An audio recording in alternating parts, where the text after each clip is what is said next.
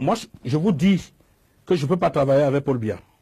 Si je travaille avec Paul Biya, ça veut dire que j'ai accepté un programme minimum de travail avec lui. Quand vous n'êtes pas d'accord avec quelqu'un, vous n'appliquez pas sa politique. Le président de la République impulse une politique. Si vous êtes son ministre, ça veut dire que vous appliquez sa politique. De quelque manière que ce soit, il faut que les Camerounais apprennent à se dire les vérités en face. Il n'y a pas un seul de ces leaders qui n'a pas profité du régime en place. Je vous dis, et je vous les cite, M. Kamto a été ministre de Paul Biya. Vous comprenez?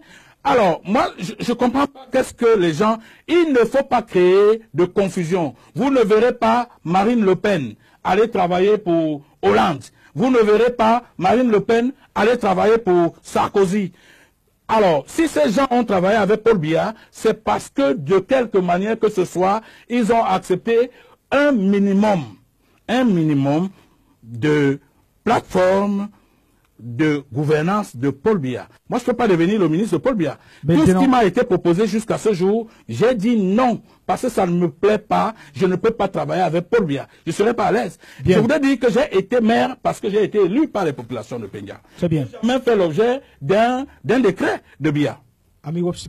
Que moi, je suis colonel et Kamto est caporal. Pourquoi? Parce qu'en politique, la politique c'est une profession. On n'arrive pas en politique quand on a 60 ans, quand on a pris la retraite. Moi, j'ai fait de la politique une profession. J'y suis entré à l'âge, j'avais à peine 23 ou 24 ans.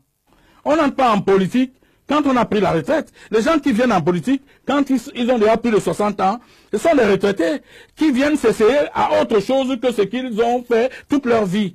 Donc, du coup, le nombre d'années que j'ai passé en politique, les élections pour lesquelles j'ai été élu, au cours desquels j'ai été élu, me diffèrent de tout ce monde-là. Je vous dis que Kamto n'a jamais été élu. Pourtant, j'ai du respect pour lui. Je ne peux pas être le porte-parole de Kamto. Kamto qui n'a jamais été élu. Les 20 dernières années ont connu des procès retentissants sur le plan national. Le procès Njawe, le procès Lapiro de Mbanga, le procès Monga, le procès Paul-Éric Kingé, le procès de Neuf de Bepanda. Parmi tous ces gens, on a vu Maître Momo, avocat, président de parti politique, aller défendre les 9 de Bepanda. On a vu ni Mouna, ni Kamto, ni personne, parce qu'ils étaient du côté des plus forts. Avant que eux et moi, nous ne coalisions le moment venu, qu'il me soit permis de leur dire exactement ce qu'ils sont. Et le peuple camerounais n'a pas le droit d'être trompé. Kamto ne s'est jamais rapproché des plus faibles. Il voyageait avec Paul Biya pour aller à La Haye. Que nous-mêmes, nous avons su produire grâce au chef de l'État, son Excellence Paul Biya. Excellency Paul Biya, a very peace-loving man. Dans une interview accordée au journal Mutation, le professeur Konsou Komeni a dit exactement ceci de vous. Je l'ai toujours cru plutôt proche du SDF.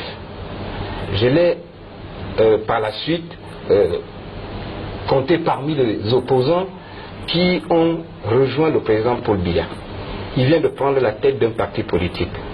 Au début des années 80, il défendait l'idée de la distanciation de l'intellectuel vis-à-vis des politiciens. D'où ma surprise et mon étonnement de le voir par après, plus tard, dans la proximité de Paul Biya. Et aujourd'hui, il est à la tête d'une obédience politique.